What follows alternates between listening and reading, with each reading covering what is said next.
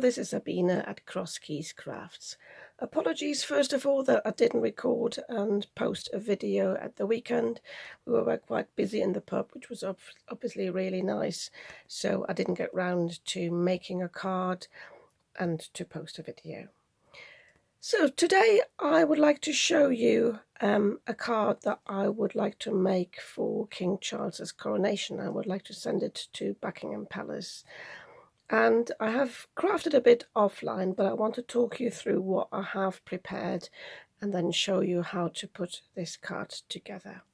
What I have done is, my original thought was to use the new ephemera by Helen Griffin, the Simply Made Crafts brand, the best of British ephemera. I bought this together from Craft Stash with the paper pad here, the 12 by 12 sheets, and I'm going to use this sheet today for this card. But I wanted to use the corgis to start with that are in this pack, and then I realised online, I saw that King Charles actually doesn't have any corgis. He's got Jack Russell's. The Queen had the corgis, so I decided to draw my own image. And this sort of evolved from a scribbly bit that I did whilst at work behind the bar when it wasn't too busy.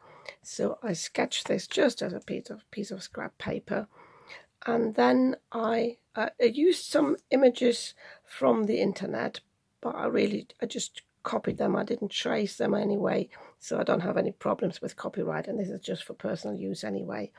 And then I looked up what a king's robe looks like, and I looked up as well what the king's crown will look like. So I then used this and traced it against the window on a piece of paper, just like that, and that is just with a pencil. And I then scanned this image, or rather I copied it onto a thicker cardstock with my printer. I've got a scanning function on my printer, and I made a few copies of this because I wanted to use this, and just in case I didn't want to work straight on this, just in case I made a mess of it. So one of these images I coloured it in with my watercolour pencils. And I looked up on the internet what one of the King's Jack Russell's looks like. He's got two, so I went for the one that's got the black ears, and I used the purple colour pencils, watercolour pencils. I did a bit of shading, and for the crown I actually used some of my gold watercolour mica paint. I showed it, I think it was in the last video, where I created, it was either where I created the raven or the owl, I can't remember now, and I show you how to make your own watercolor paint with mica powders. So I did this, and then I thought about coloring in the background, and again I was getting a bit panicky. I thought, I don't want to mess this up now, so I actually photocopied this again a few times, and basically then had a base to create this, and I re-coloured the crown there to get the mica powder shimmer, but this is actually the just the watercolour bits. I went over the ears again because they turned a bit grey, and then I could paint the background with some blue mica watercolours, just to make sure I was really pleased with the result. So that is how I created this.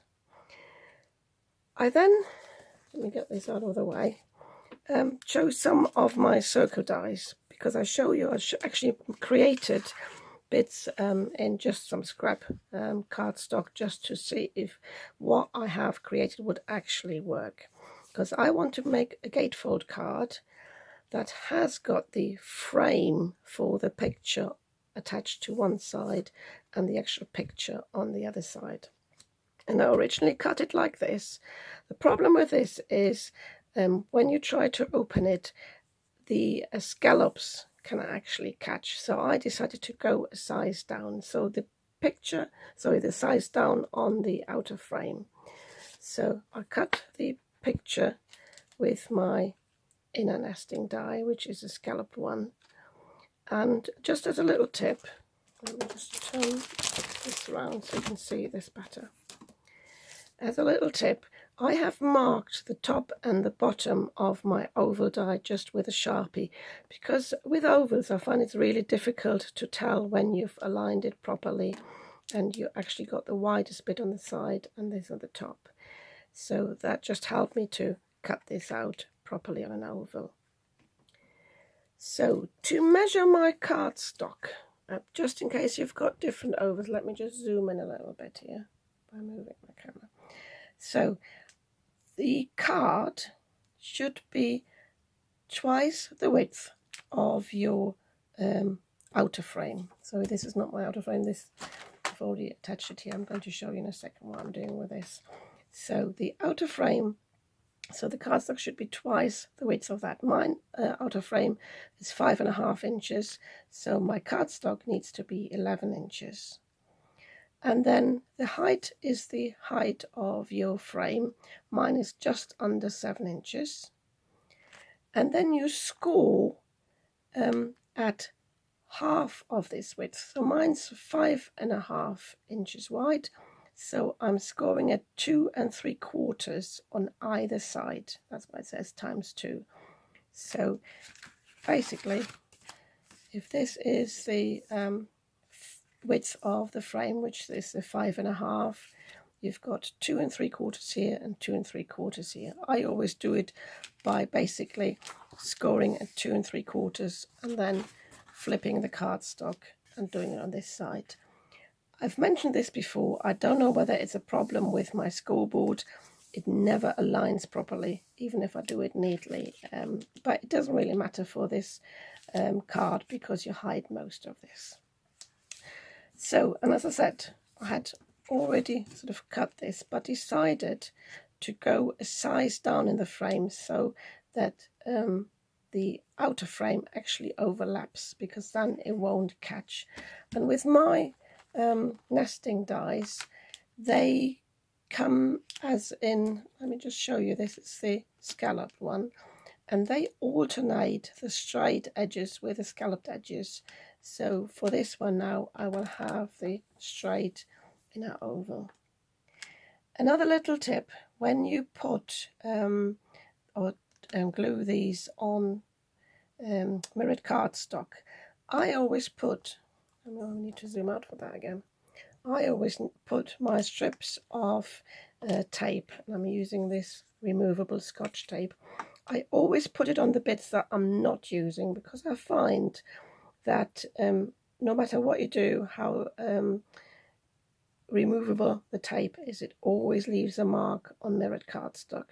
So I could reuse this middle bit maybe, but I'm sure it will show on this. So I try to keep the frame that I'm using actually tape free.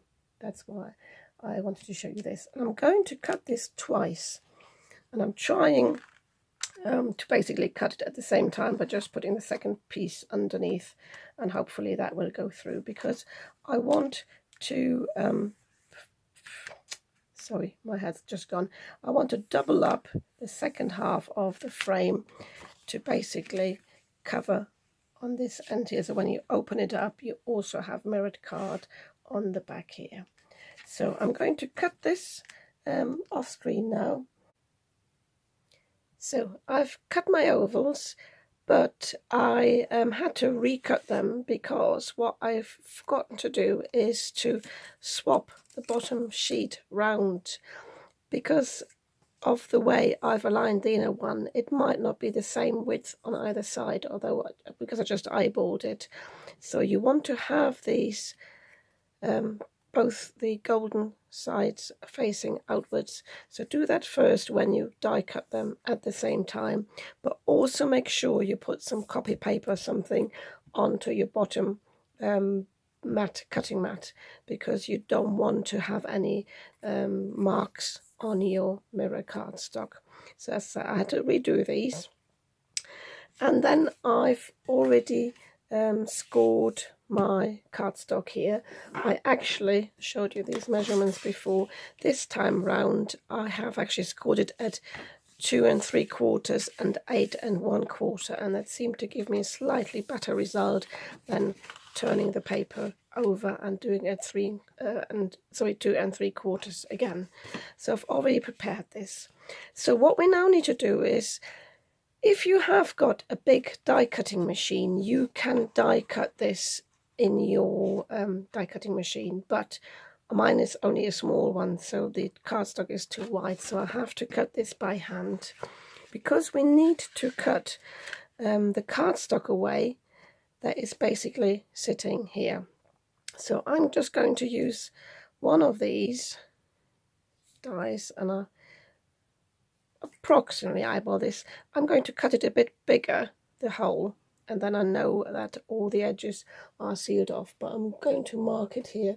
And I actually have got a white watercolor pencil that will help me to draw on the blue cardstock. So I'm just going to draw this on there, and I'm going to cut slightly further out of this. I actually will use my rounded nail scissors. I find these are easier. So as you can see, going quite a bit away because this will all be hidden.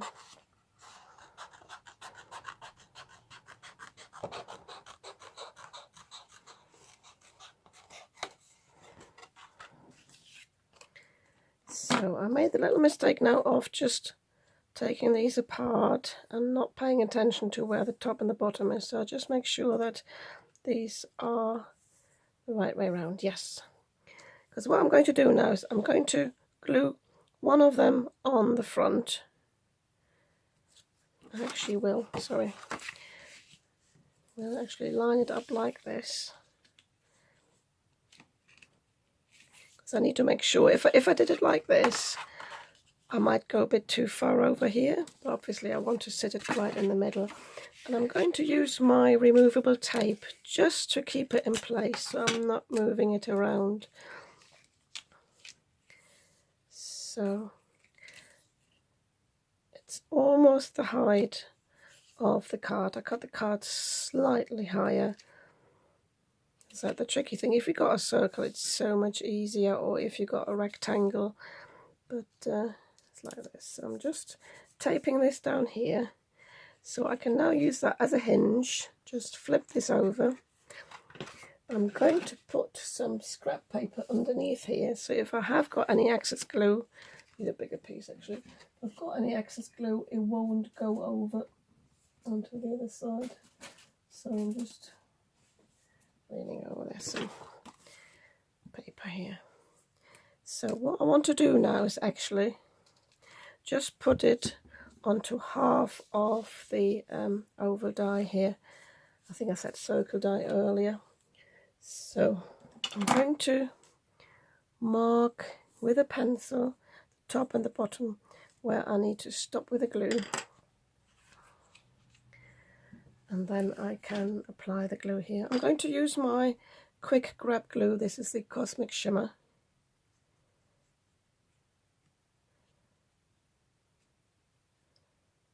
Spreading. I'm just applying the glue, and then now without squeezing, I'm going to use the nozzle to just spread this out a bit.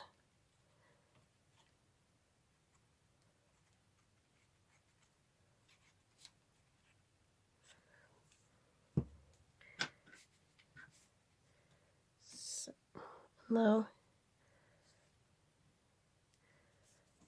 staying with this because it's a hinge, you can just press it down now.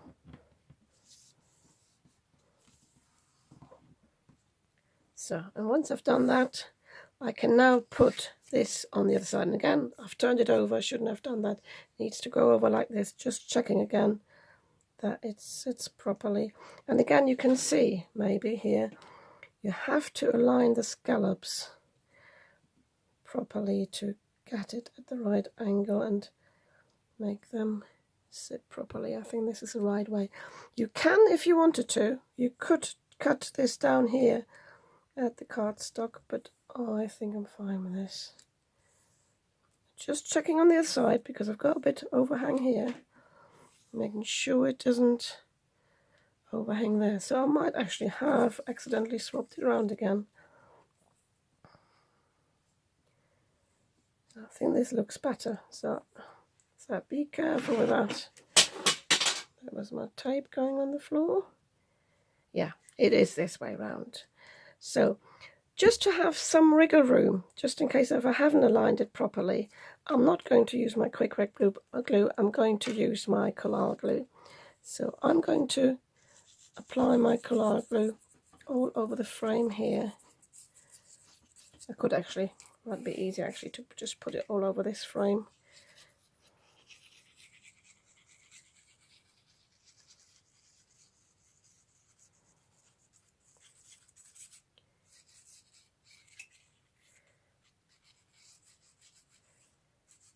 So this time I want to make sure I get as close to the scallops as I can, and the same on the inside.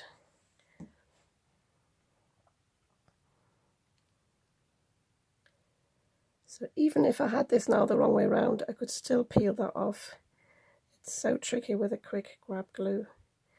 And I'm watching the scallops and I'm watching the inner frame, and this is fine now.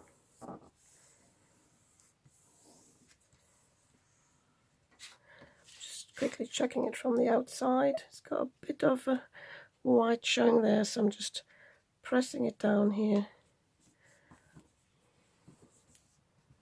This is fine now.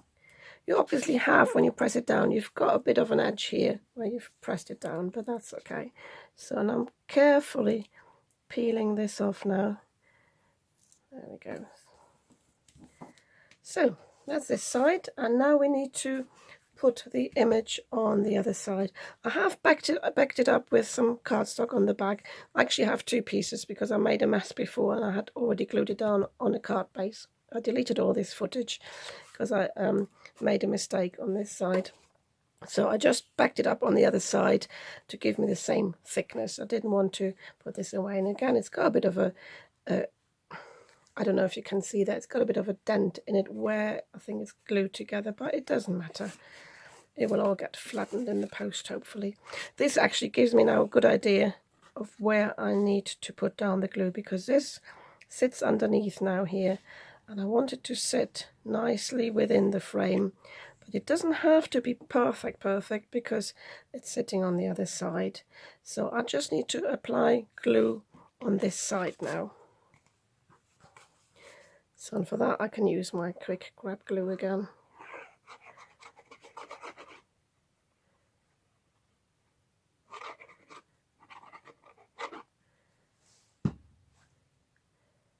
So again, popping this on this side, just in case I've got some excess glue.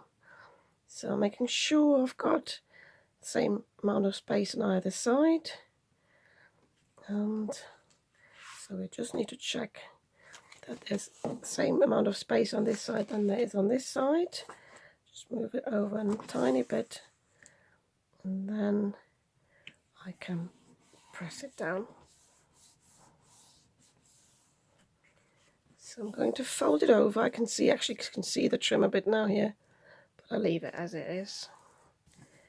I could cut another piece of cardstock and put it here to hide this little gap, but again, it doesn't matter. It's homemade. So, and now we've got a gatefold card where we've got the frame on the outside and the picture on the inside, and then we can open this up, and I will put my greetings to the king in here, but I'm going to type it on the computer, going to print it just in case I make a mistake. So I think this is almost all I need to do. What I haven't done yet, and what I'm going to do off screen, is I have left a few bits here white because I'm going to adhere some rhinestones on the crown. I'm going to use a reference photo from the internet to see where I need to apply those, and then I'll decide whether I want to have any embellishments on the inside. I might actually cover this bit, but yeah, I'll have a look. I want to keep it as plain as possible. I don't want to go OTT with the decorations because I wanted the image to be the main focus. So I have backed up my picture with another piece of cardstock. I used the same mirror cardstock, but I didn't want this to be just plain, so I dry embossed this with this pattern, and I thought this goes nicely with the royal theme. And I have already started to glue down some rhinestones on the crown. As you can see, I've got different shaped rhinestones. I wanted to stay in the sort of colour family of blues and greens, and I've got a few clear ones. And I just wanted to show you where you can find rhinestones to work with. For example, these little bottles, they are from the works. I didn't use these because the colours don't match, but they had the longish rectangular ones and circle ones. I've also got like these letters here. I think they might even be from Poundland. So letters that you are not likely to use, like the X, you can just take one of the rhinestones from there.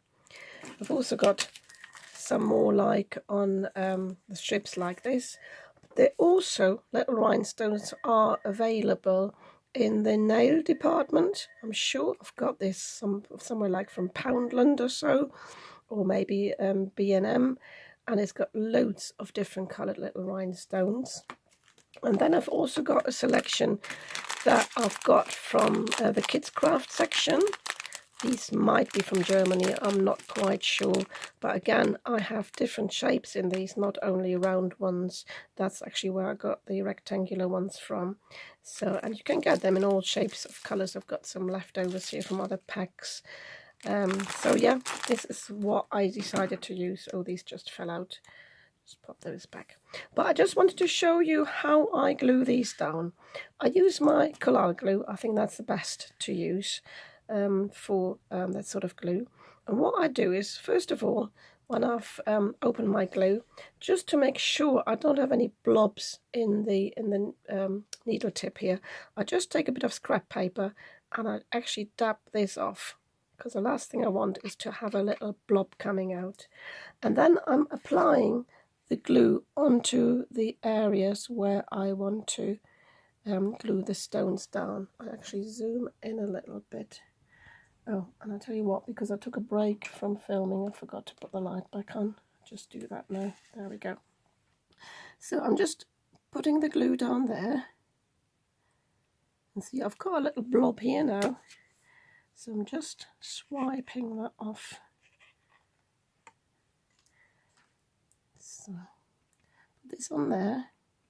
And I have got a few threads going across where I moved the glue across, but I can remove them in a moment. So with some of the gemstones or rhinestones, I sometimes like to pick them up like this with my tweezers. But with the really small ones that I've got here on the side, so I've got a bit of shadow there from all the glues, I'm just using this pickup tool, and that's easier. So I just need to press it down, put them down, and that's going to release them very easily. I'm just putting them down for now because I'm using the collard glue. I've got a bit of time to move them about. So I'm now using one of my pokey tools. I like to use the silicone on that side. I hope this is zooming in properly, the camera. And I can just press these down now. Sometimes they want to move a little bit, depending on how much glue you have applied. So, and I then like to just use my finger just to press them down properly, make sure I haven't moved them. And then I use that same tip to get rid of the threads in between, so the threads don't dry on the paper, and that usually does the job. So I've got one more little blue one that I wanted to put in the middle and forgot about. So same thing again here. Just apply the glue and pick this one up and set it down in the middle.